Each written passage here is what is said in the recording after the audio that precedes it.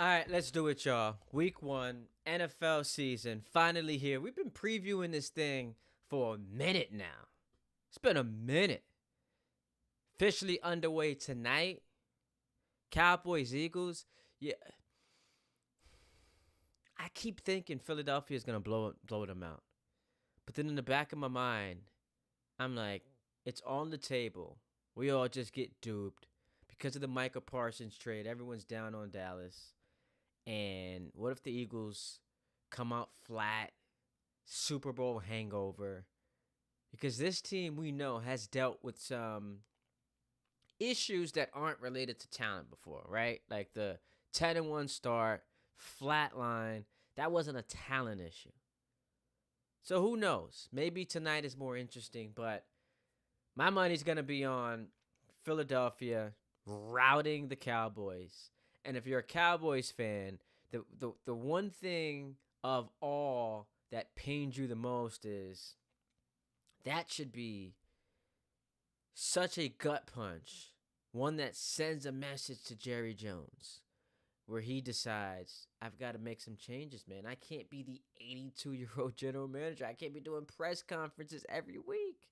Can't be showing up on radio shows. It's a distraction.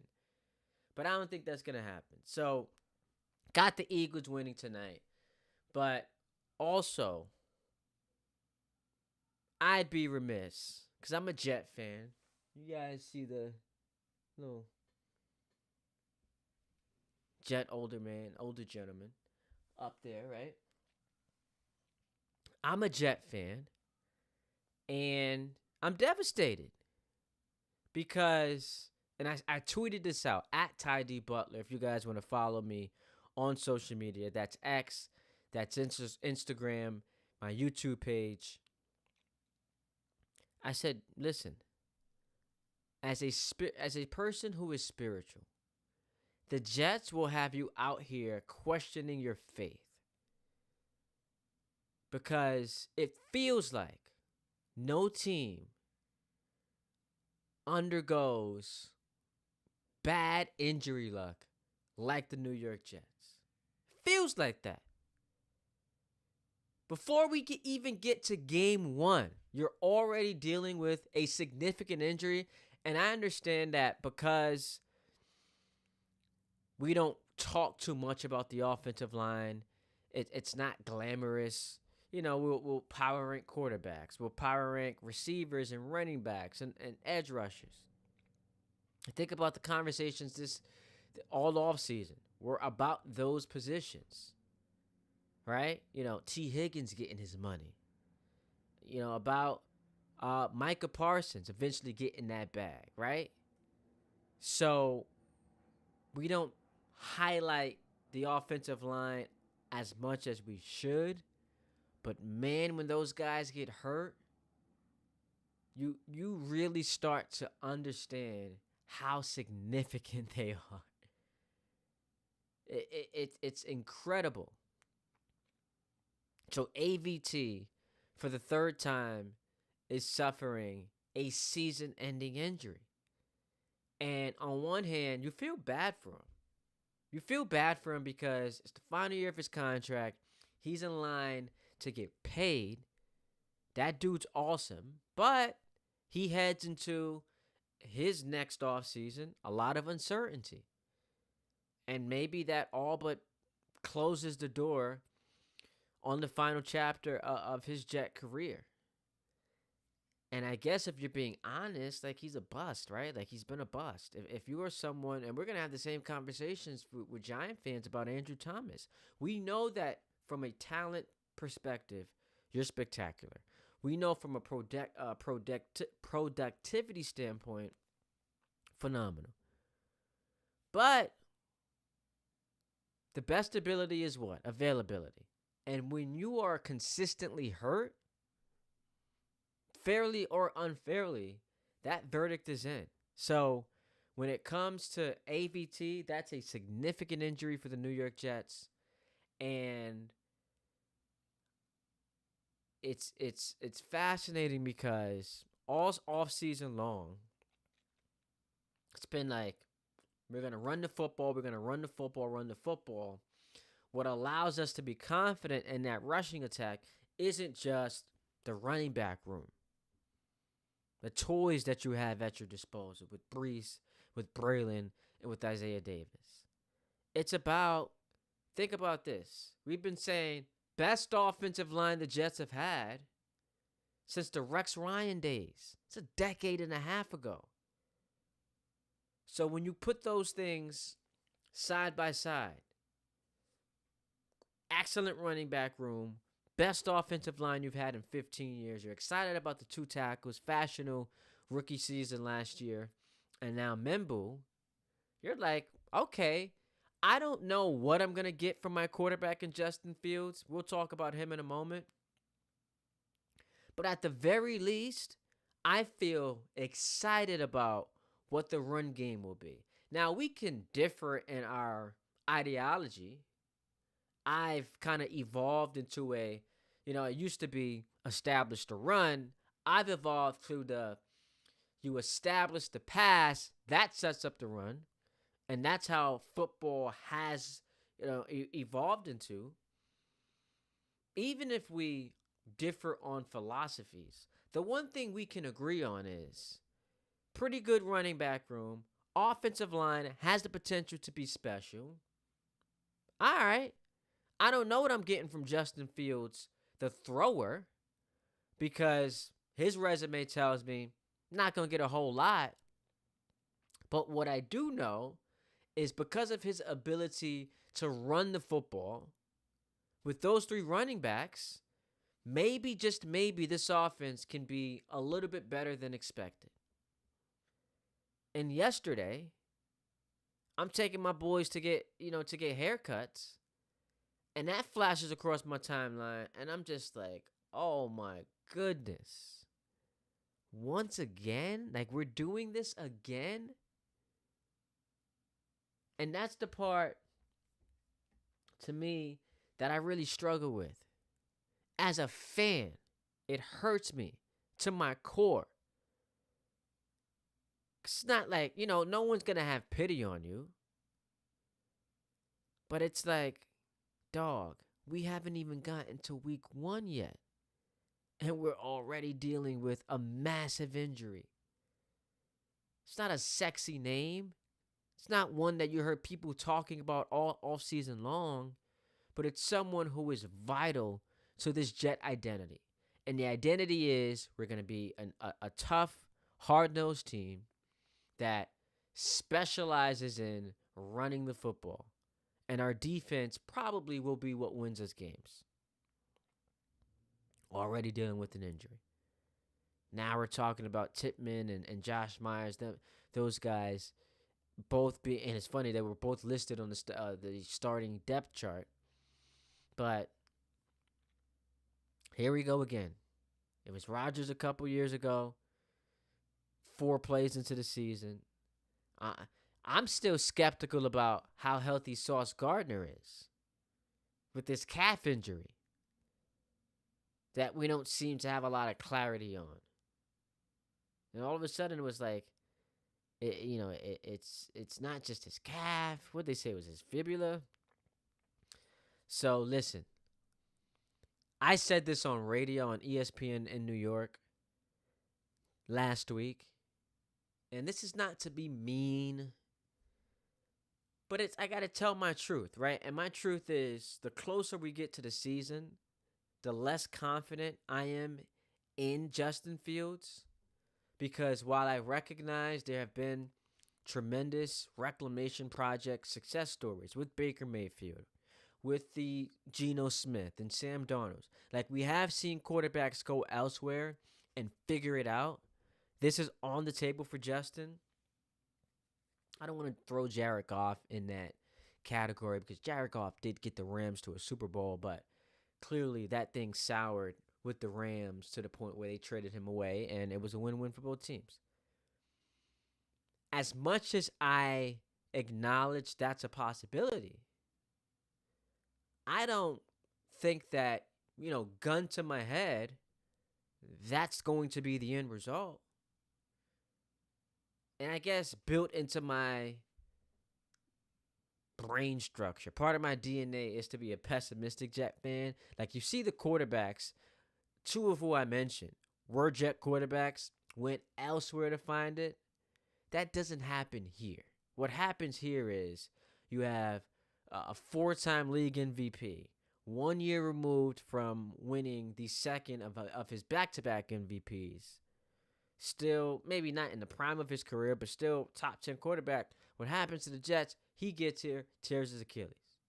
What happens to the Jets is the year everyone's picking them to win the Super Bowl in '99, Testaverde tears his Achilles. That's what happens to this team. Same old Jets.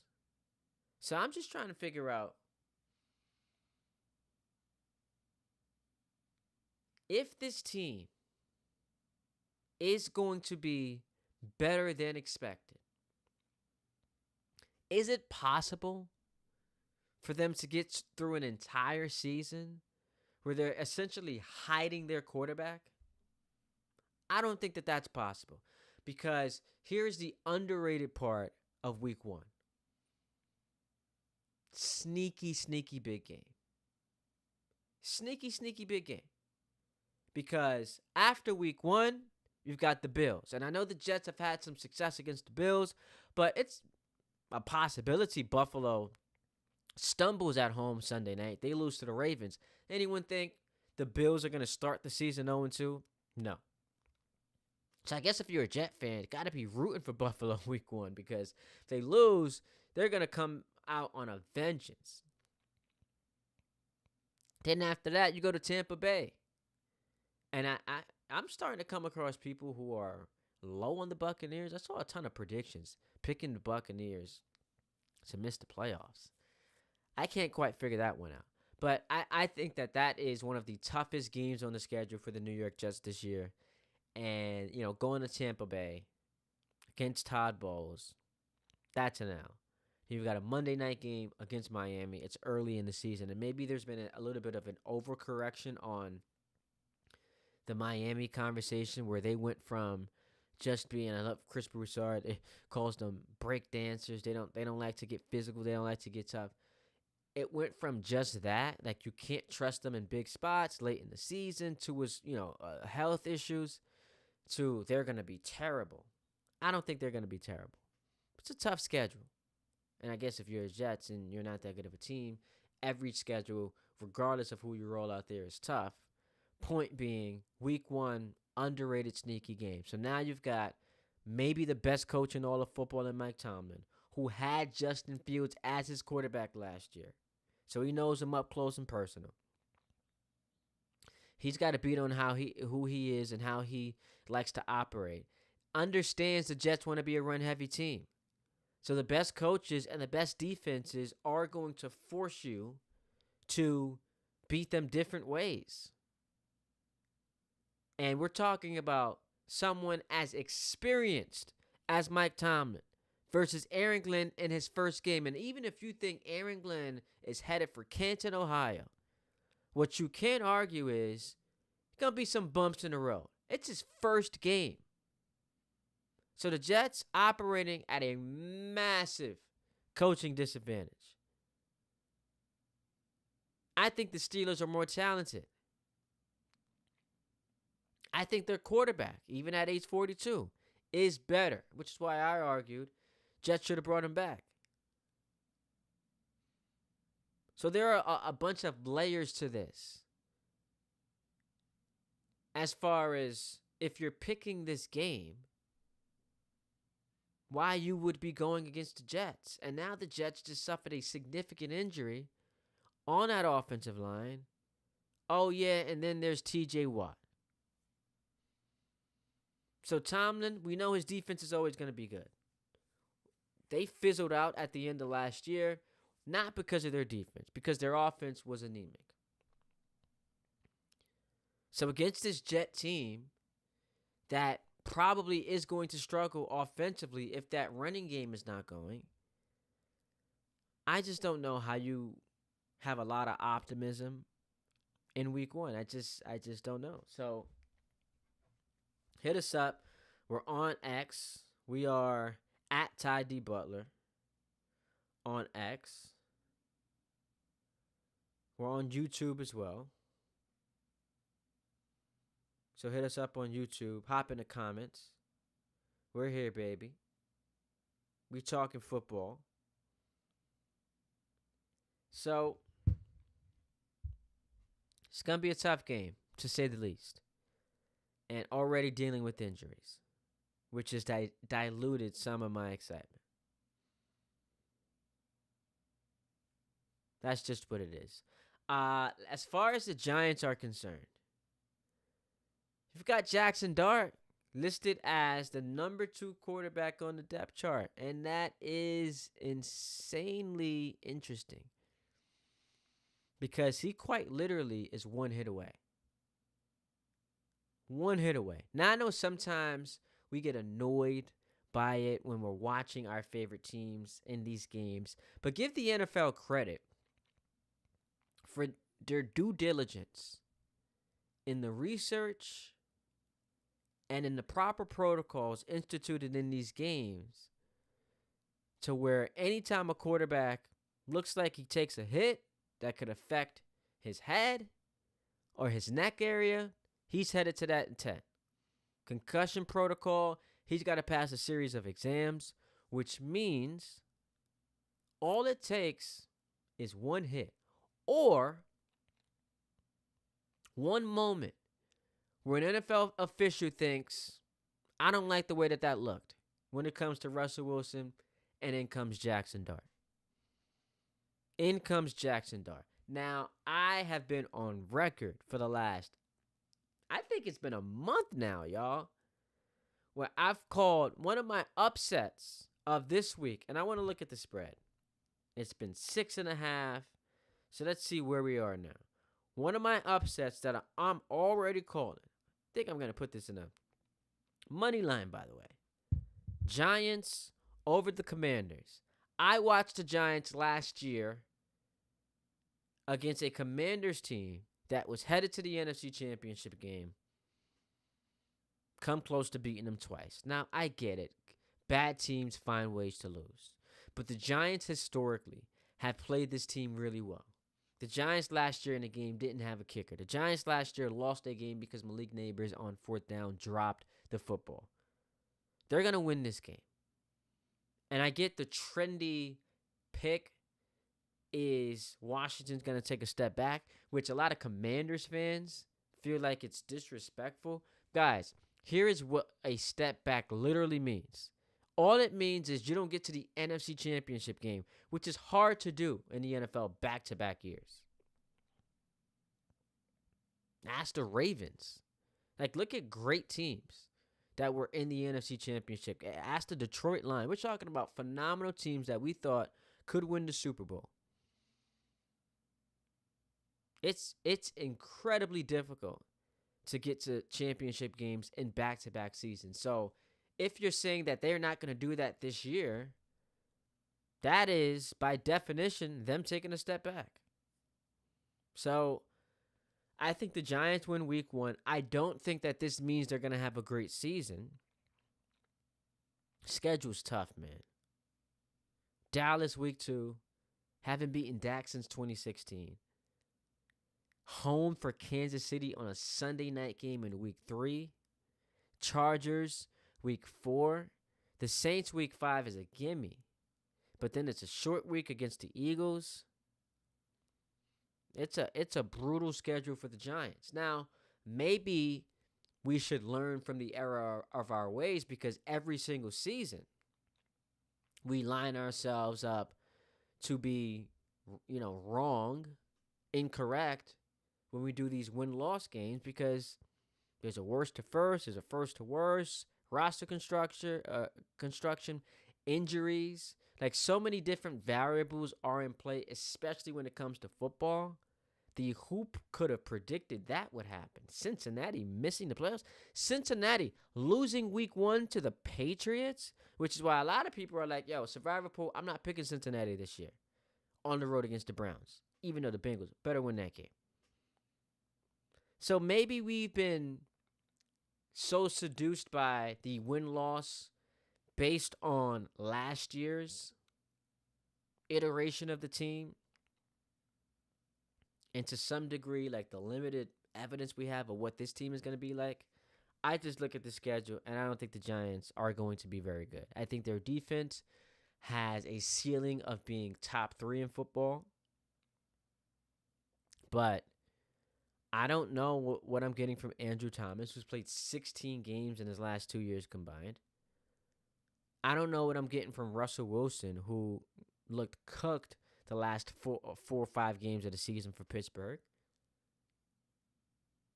And I just look at that schedule and say, you play in one of the toughest divisions in football. Now, Dallas got weaker by losing Micah, but I still think Dallas is a playoff team. You're playing against one of the toughest divisions in football in that NFC North. So, by the way, you'll still get a chance to see Micah Parsons. And if that's not the toughest division in football, people could argue it's the NFC West. I'm sorry, the AFC West. Another division you're going up against. So, because of those reasons, I just don't see a lot of success for the Giants, which means that the most intrigue this year is going to be, when do we see Jackson Dart? How does he look? I think because of, now to what degree this matters, because of the success he had during the preseason, there is going to be an early appetite for Jackson Dart.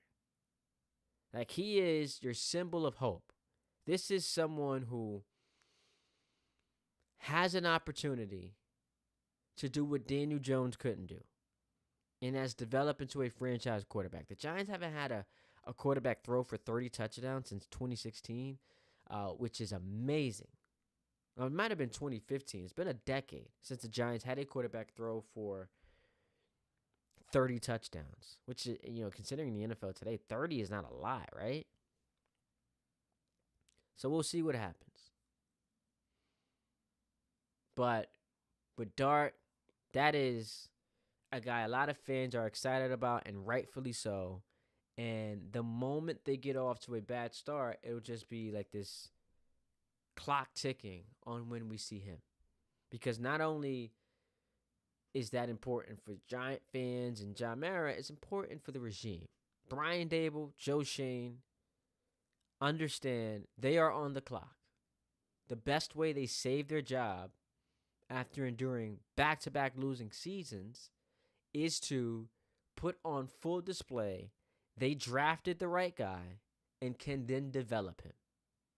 Because if that doesn't happen, if we get to the worst-case scenario where, let's just say Jackson Dart plays 7-8 games and he looks horrendous, if you're John Mara, that's a tough decision to make. That's a tough call because part of you wants to exude patience and say, look, we've seen rookie quarterbacks struggle. Like, you'll have numerous examples where Eli didn't look great and Peyton didn't, throwing a bunch of interceptions. Caleb last year. But because of the losing continuing to pile up, it's like, yo, how much more patience can I have? You heard John Mara at that media availability say last year, I'm running out of patience. So this thing has to look good, and it has to look good pretty quickly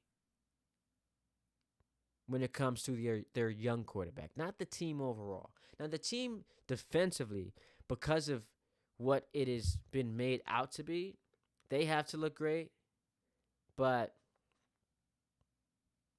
I'm looking at the controllables, and you control everything, but again, the expectations are this defense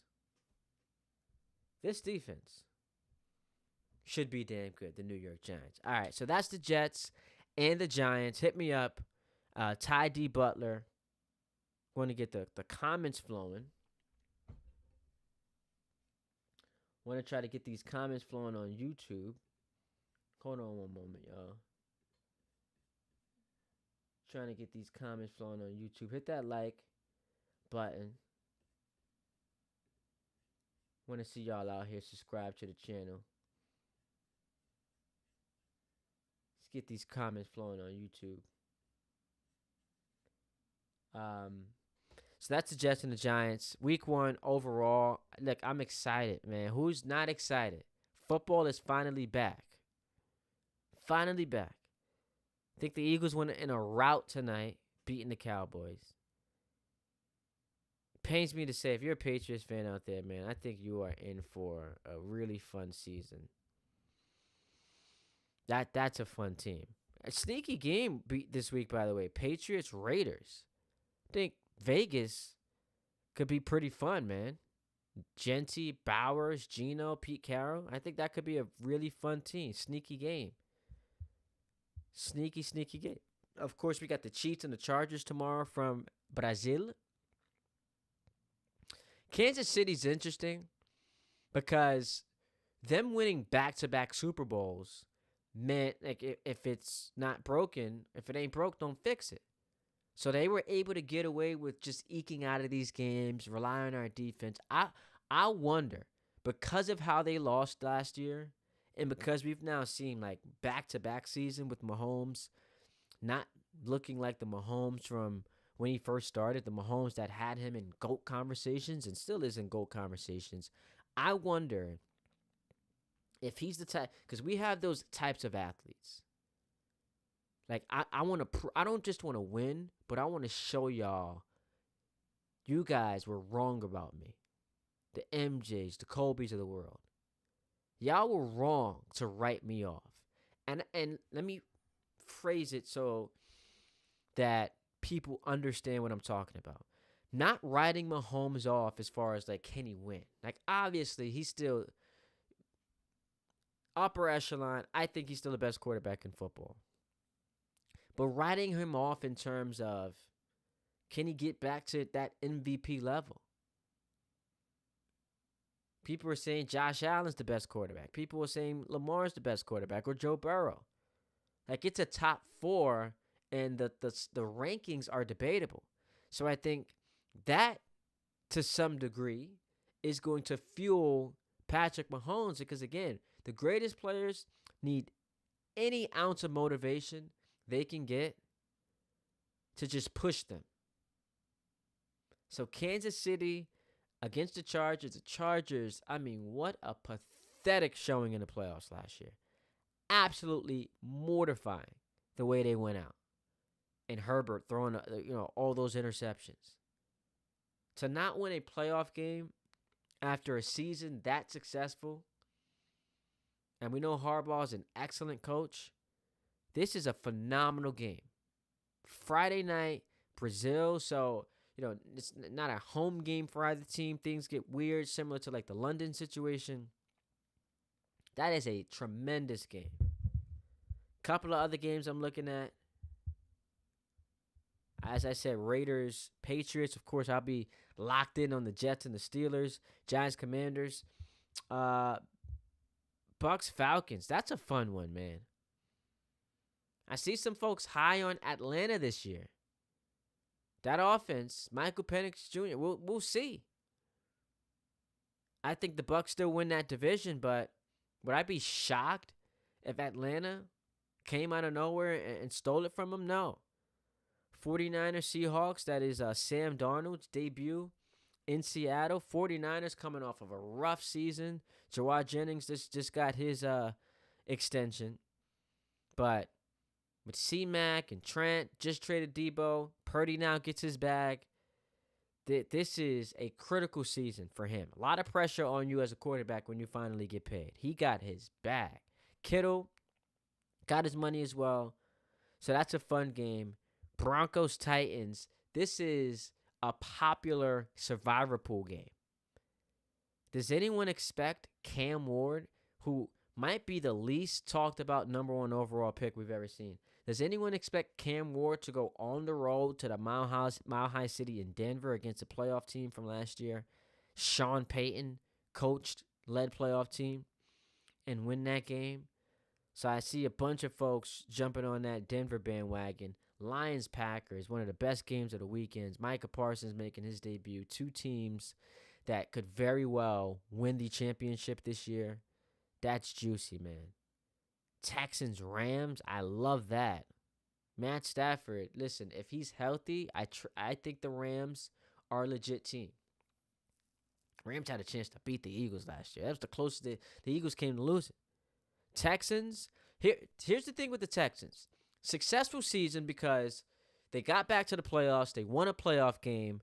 CJ Stroud, bit of a down year where he took, statistical steps back in a lot of major categories. Big year for him to show last year was a bit of a fluke because this is where year 3, what was flukier? Year 1 where you excelled or year 2 where you struggled a little bit?